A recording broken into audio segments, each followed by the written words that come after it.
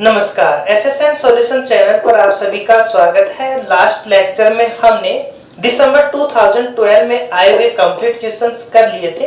आज के लेक्चर में हम जून 2013 में आए हुए क्वेश्चंस करने जा रहे हैं। स्टार्ट हम पार्ट बी के क्वेश्चन नंबर 25 से कर रहे हैं।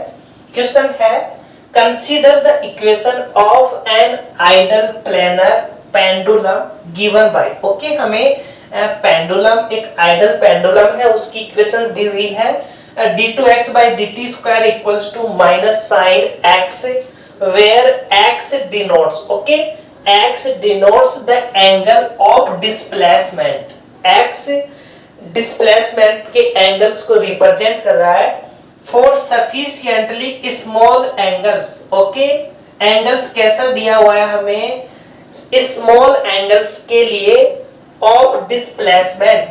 तो डिस्प्लेसमेंट का एंगल कौन है, x, और x कैसा है, एक स्मॉल एंगल्स की बात कर रहा है। The solution is given by. Okay, तो ये हम जानते हैं कि यदि x हमारा स्मॉल है something 0, that means sin x something होगा हमारा x के, एंड cos x समथिंग होगा 1 के। ये हम जानते हैं कि जब x हमारा ये जो एंगल्स है ये यदि स्मॉल है 0 के समथिंग है तो sin x x के इक्वल होता है और cos x हमारा 1 के समथिंग हम मानते हैं। तो यहाँ हमारा sin x है तो इक्वेशंस होगी हमारी यहाँ d2x dt square equals to minus x, ये बनेगा हमारा d2x by dt square plus x equals to 0। इसे लिख सकते हैं हम d square plus 1 x equals to 0। Okay, d हमारा dy by dt को रिप्रेजेंट करेगा और ये जो इक्वेशन है इसका जो सॉल्यूशन होगा हमारा, ये सॉल्यूशन होगा हमारा यहाँ पे। यदि हम इसकी ऑक्सिलरी इक्वेशंस की बात करें तो ऑक्सिलरी इक्वेशंस बनेगी m square plus 1 equals to 0, और यहाँ से m की वैल्यू प्लस माइनस आयटा में आएगी और प्लस माइनस आयटा में हमारे cos और sin आएंगे, और कांस्टेंट्स हमें दिए हुए हैं a और b। ओके, a और b कांस्टेंट हमें यूज में लेने हैं। तो x t का मान होगा हमारा a cos t plus b sin t। तो ये हमारा इसका सॉल्यूशन हो जाएगा जब x हमारा क्या हो, स्मॉल हो। ओके, उस केस में हमारे पास में ये सॉल्यूशन आएगा। तो यहाँ cos हाइपरबोलिक है, sin हाइपरबोलिक है, तो ये हमारा रॉन्ग होगा। यहाँ a प्लस bt है, ये भी हमारा रॉन्ग होगा। यहाँ e की पावर में है, ये भी हमारा रॉन्ग होगा। और यहाँ a cos t b sin t है, तो ऑप्शन 4 हमारा इसका राइट आंसर हो जाएगा। एंड आज की क्लास का लास्ट क्वेश्चन है हमारा पार्ट सी का question number 140।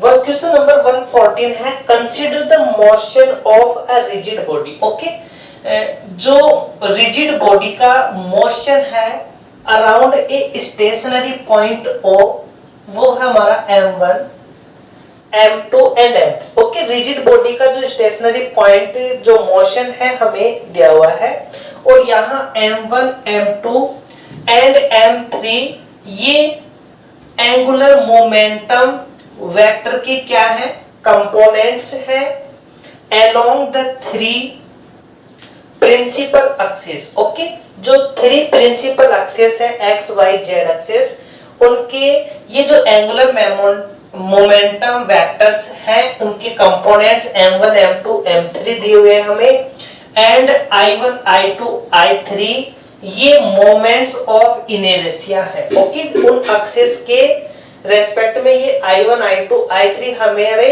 Moments of inertia है। तो which of the following are conserved होंगे, तो इनमें से कौन कौन से हैं जो कंजर्व्ड होंगे। तो ये एक फॉर्मूले बेस पे क्वेश्चंस है। तो इसके अंदर जो कंजर्व की जो इक्वेशंस बनेगी, जब m1 m2 m3 हमारे एंगुलर मोमेंटम के कंपोनेंट्स होंगे और i1 i2 i3 हमारे इनर्शिया के मोमेंट्स हैं, उस केस में जो कंजर्व्ड है उसकी इक्वेशन होगी, एक तो हमारी m1 square by i1 plus m2 square by i2 plus m3 square by i3 and एक होगी हमारी m1 square plus m2 square plus m3 square. Okay, तो ये हमारे बेसिक क्वेश्चंस था हमारा। तो इसके अंदर जो राइट आंसर होंगे वो हमारे option second and option third होंगे।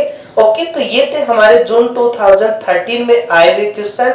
नेक्स्ट लेक्चर में हम दिसंबर 2013 में आए हुए क्वेश्चंस लेकर के आएंगे। Okay, thank you for watching.